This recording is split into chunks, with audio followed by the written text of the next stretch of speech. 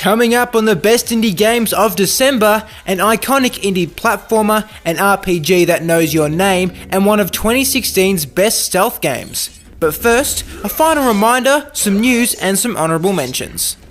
Today is the last day to vote for our 10 best indie games of 2016. We're taking part 2, and in fact, you can see my votes on the screen now. To have your say, take the survey in the description.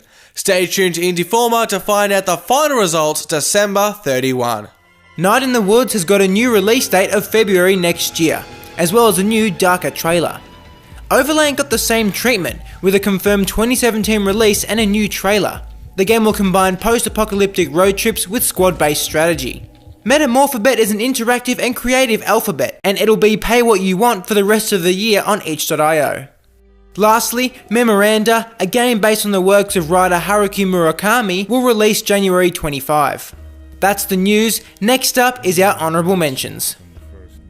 The zombie shooter Arizona Sunshine is one of the best games to come to VR so far. However, because of a partnership with Intel, Horde mode was made available only to those with 5th to 7th generation Core i7 CPUs. The feature has since been made available to all players, but the whole affair has left a sour taste in our mouths. A Steam top seller on launch day, Astroneer has been blowing up. At its heart, the game is about exploring the expanses of space and making cool stuff with all the loot you find. It can be played solo or cooperatively with up to 4 friends. Like most early access games, there are some early hitches, including FPS issues and regular freezing. Astroneer has a bright future ahead of it. Made for Ludum Dare 37, Code Red is an action platformer in which you play as a beast breaking out of a lab. The attack animations are stunning, and the music gives off Metroid vibes. Jumping felt hard to control for us, but that's quite excusable for a game made in 3 days. Lobotomy Corporation is a permadeath simulation game in which you must contain monsters.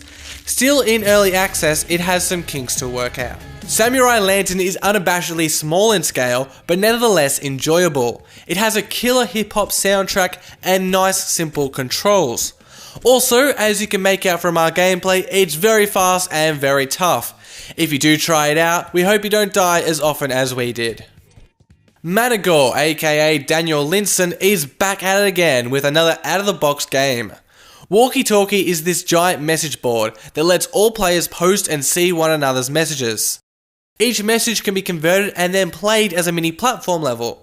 There are over 7,000 messages at the time of recording, so that means there are that many unique levels to play.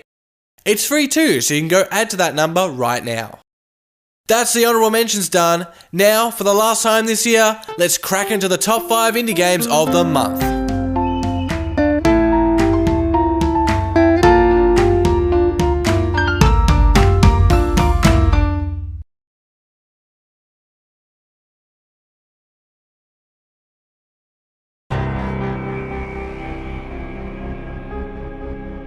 Yolanda, thank you for coming. We really need your help on this one. A 15-year-old girl, Margaret, has been found dead in her room 3 days ago, but the forensics can't find the cause of death. It's highly unlikely that she had a heart attack at her age. She was young and healthy. We need you to contact the spirit of the girl, if it's still possible. But dying at this age, in such mysterious circumstances, you can easily assume that she will come back to haunt the place. But I guess I won't teach you. We begin with a game that's a bit out of left field. Maggie's Grinning Soul was made for Ludum Dare 37, and for any game made in such a short time, it is inherently limited. Everything is rough around the edges and the game lasts less than an hour. Still, the game really hooked us and we played it, and we'd love to see the concept expanded further. Set in the 70s, you play as a sidekick hired to investigate the mysterious murder of a David Bowie-loving teenage girl. Pointing and clicking around items in a room, you're able to talk to her spirit. Different items trigger different questions that you can ask the girl. Choosing which questions to ask is where things get interesting. If you ask something that upsets the girl's spirit, she makes another mark on what turns out to be a hangman drawing. Ask too many wrong questions and you'll lose, adding some great tension and making you more invested in the game. For such a quick production, the voice acting is surprisingly good. Aside from a few corny lines, the voice of the sidekick adds great personality. Maggie's Grinning Soul is not as complete as a game we usually show in our top 5, but that doesn't make it any less interesting. It's free to play, so we implore you to give it a try after the video.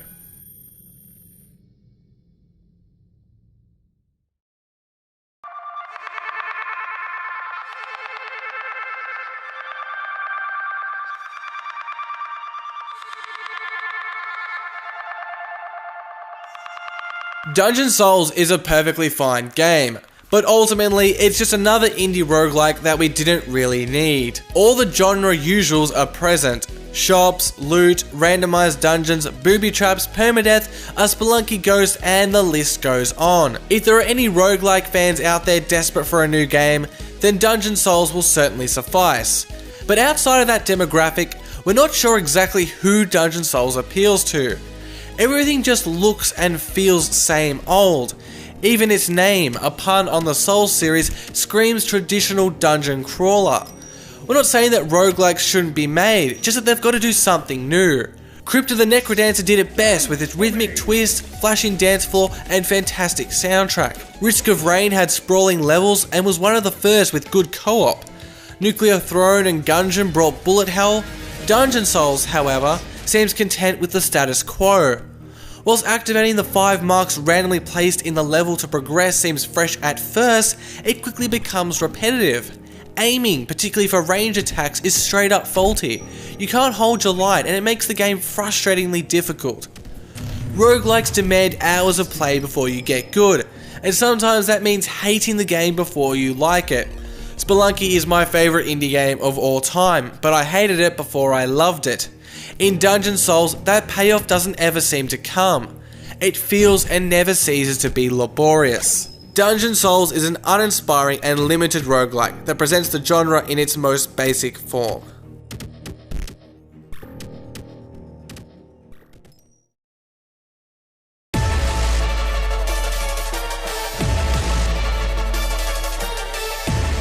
The Shantae series began in 2002 with the self-titled Shantae on the Game Boy. That first edition was published by Capcom, but ever since 2006 it has been self-published by developer WayForward. This new game, Half-Genie Hero, is the 4th in the series and the first to have 3D art. It's a huge upgrade and the best Shantae has ever looked. Much like Donkey Kong Country Reboot, the game is still, for all intents and purposes, a 2D side-scroller platformer.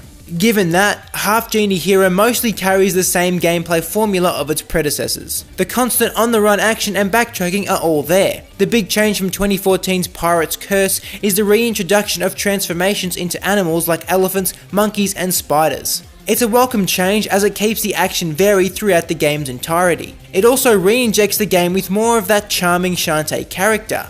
The soundtrack, like all series entries, is full of fantastic upbeat tunes. However, the new presentation lifts it to another level. The energy of Shantae as she bops during her idle animation, the colours that permeate the screen, it all captures the happy-go-lucky nature of Shantae like never before. Half-Genie Hero is a big evolution of the series and should more than satisfy all the fans that backed it on Kickstarter. The game is out now on nearly every platform you can think of.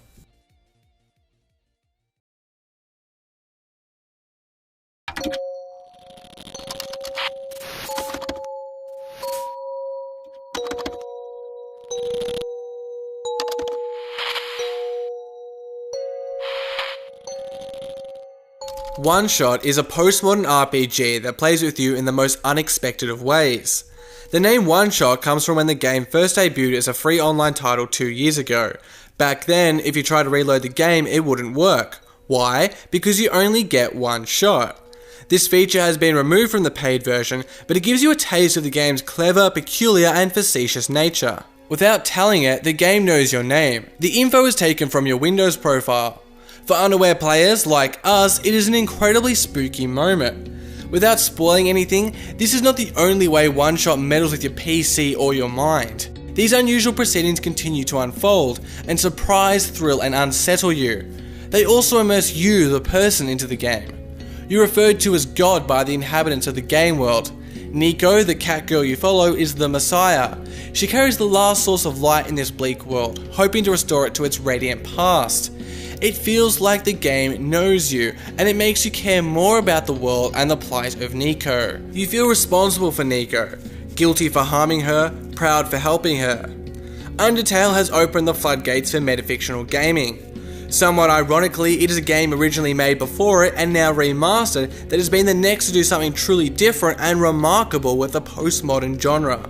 With its unusual techniques, One Shot grabs the player and throws them down its rabbit hole for a strange and exciting ride.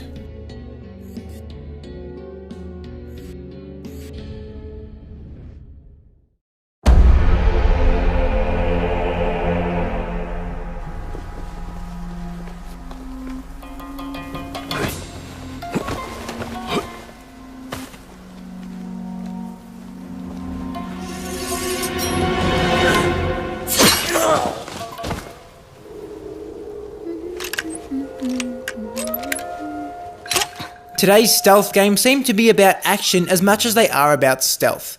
Take for instance last month's Dishonored 2 and its creative takeouts, or even Origami the month before that. Shadow Tactics Blades of Shogun goes against this trend, instead harkening back to older titles like Commandos and blending stealth with real-time strategy for wonderful results. You have 5 assassins to move about the battlefield. They must remain undetected, so hiding behind walls, concealing fallen enemies and so on is essential. It's not easy to do. From enemy positioning and patterns to the area's layout, there's always a lot to consider, making mistakes common. Perhaps the game's smartest feature is its quick save, which counters these inevitable stumbles. What it does is let you save at any point of the game. Once you become accustomed, you'll be regularly saving and reloading your position. It keeps the long and complex levels from getting out of hand and encourages you to try creative and bold strategies. The story is surprisingly good, and the interactions between the characters on the battlefield are satisfying and amusing. The cel-shaded art works well, and from snowy outposts to colourful night markets, the settings are consistently delightful. Our only gripes was that the controls, particularly the camera controls, could have been more intuitive and that the load times were considerably long. Outside of those few issues however, Shadow Tactics Blades of Shogun is a fantastic stealth game steeped in the art of observation, patience and execution. It's out now for PC, with PS4 and Xbox One versions coming Q2 2017. Thanks for watching. We'll see you next time here on Indieformer.